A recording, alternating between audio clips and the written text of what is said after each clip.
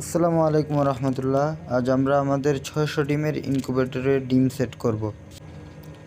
প্রথমে আমরা হালকা পটাশ মিশ্রিত পানি স্প্রে করে ডিমগুলোকে জীবাণুমুক্ত করে নিলাম। তারপর ডিমগুলোকে ভালোভাবে শুকনো কাপড় দিয়ে মুছে নিয়েছি। এরপর ডিমের মোটা অংশ উপরের দিকে দিয়ে ডিমগুলোকে ট্রের মধ্যে ভালোভাবে সাজিয়ে নিলাম।